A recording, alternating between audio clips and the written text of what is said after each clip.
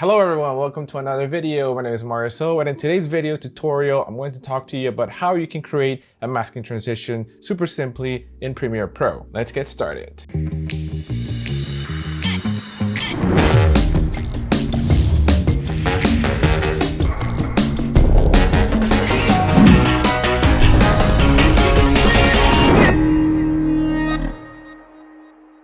So I hope you're doing well and welcome back to another video. If you're new here, please consider subscribing. I create weekly content on filmmaking, video editing, tutorials, and behind the scenes on different shoots that I do. So the short B-roll sequence that you just saw is actually on this chair that I got.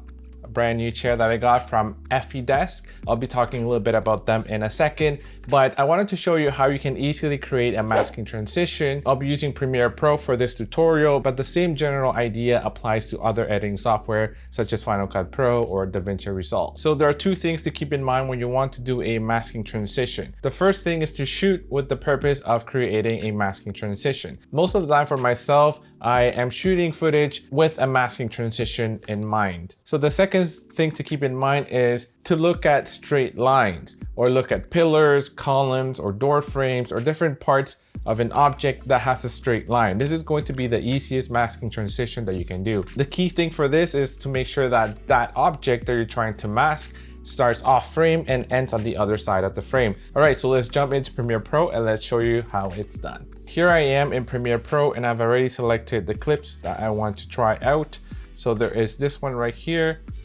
And the thing that I have focused on right here is actually the armrest or this column here on this chair. And that is what I'm going to use to create that mask. And the second clip will be this one. And this will be the one that will be placed underneath that first clip. So this clip was shot at 60 frames per second. So let's first change the duration to 40% to make it slow motion. I like to play with slow motion footage because then I can create speed ramps, and a speed ramp is going to help you make that transition a lot faster as well.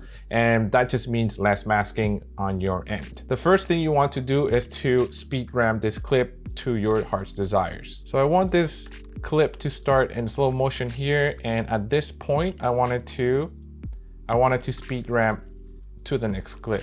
So I'll right click on the clip, select show clip keyframes, time remapping, speed, and control or command click at this point.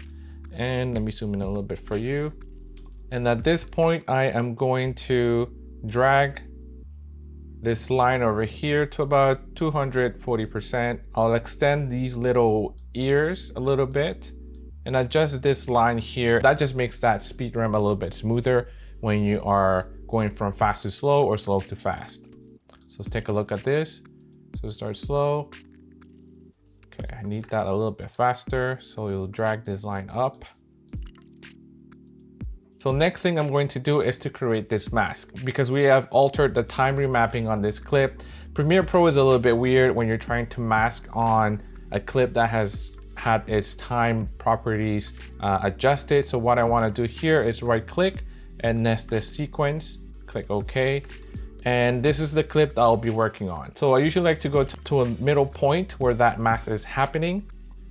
For example, here on the program monitor, I like to go to about 25%, so I'm able to see outside the boundaries of that frame. Make sure you have the clip selected, go to effect controls, and under opacity, you see a few different things that you can use for a mask. In this case, I'm just going to use the pen tool.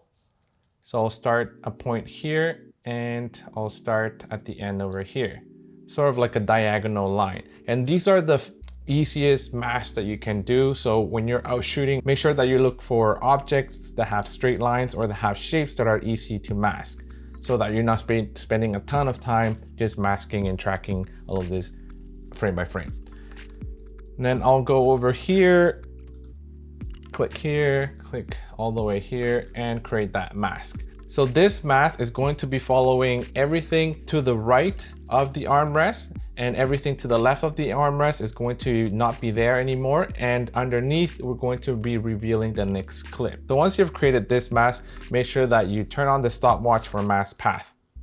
Once you're here, I like to click on the mask so I can see the bounding box. I'll click on the effects control window here. You can press the left or right keys on your keyboard so you can go to the previous frame or the next frame on your video clip.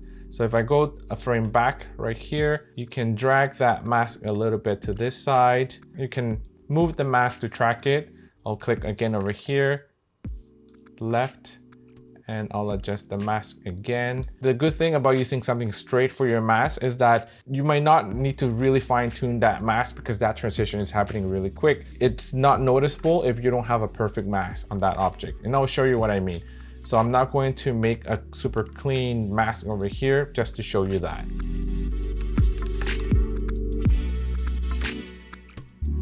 So once you have masked everything before that, before the initial keyframe that you have created, you can now go ahead and mask everything after it. I also do not like Premiere Pro's mask tracking feature because it does a very terrible job. If you were to do more complex masking, I would just do it in After Effects. But for the sake of this video, I'm going to keep it super simple and straightforward. All right, so that's it. I only created about maybe 12 to 15 keyframes, and this was very simple to do. So now if I play this back, this is what I see.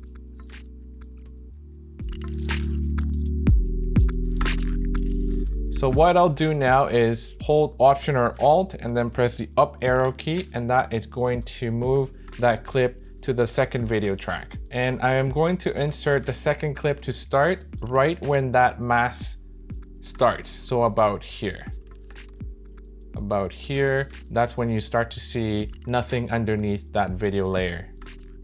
And I'll drag this clip to come under it, and that's it. There's one more thing we can do here. We have that armrest going from left to right on my frame, and on the second clip, the movement of the headrest goes from right to left. So to make this even more seamless, I can just right click on this clip, go to speed and duration, click on reverse speed, hit OK. And now that headrest goes also from left to right on my frame. And this is just going to make this transition a lot more smooth and seamless because both clips have the same motion. And just to finish it off, you can just add your own sound effect to sell the transition even more. So before we continue to the next example, this video is partly sponsored by FE Desk, and they create a lot of ergonomic desks and chairs.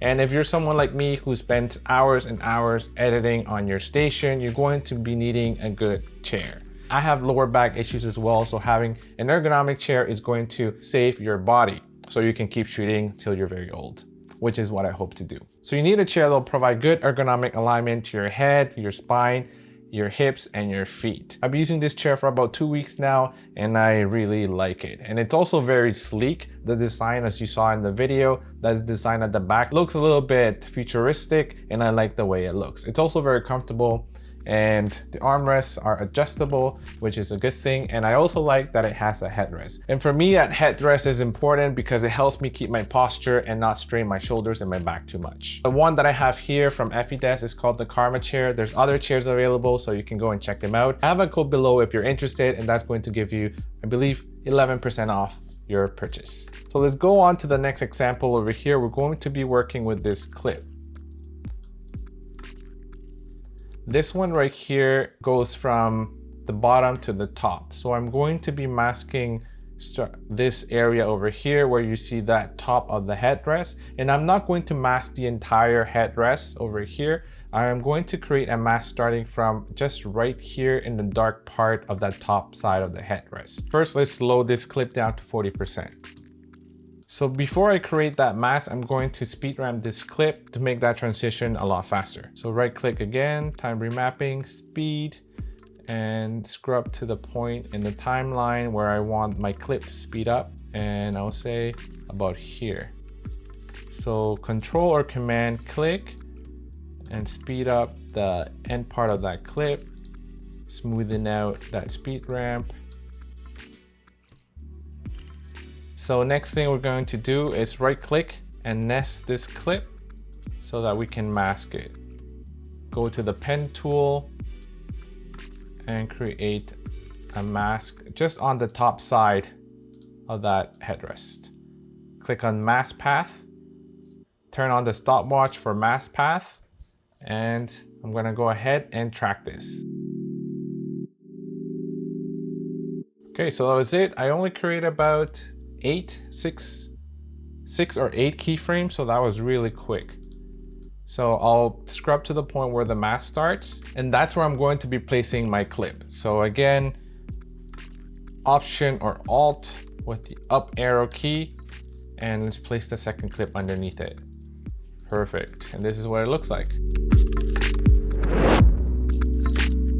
You can also play around with the feathering of that mask over here if you want it to feather a little bit more, but I'm okay with 10%. One thing about this second clip is that the movement of the camera is also from bottom to the top. And because the movement is also the same on the first clip, these two clips end up matching very seamlessly. So that's how easy it is to create a masking transition. If you've never done this before, make sure you save this video so you can go ahead and shoot your footage and then come back to this video when you're editing that masking transition to refresh your memory. So that's it for today's video, guys. I hope you enjoyed it. If you learned something new, make sure you hit the like button, subscribe if you haven't already, and if you're still watching, here are a couple of videos you could watch next. And I'll see you next time.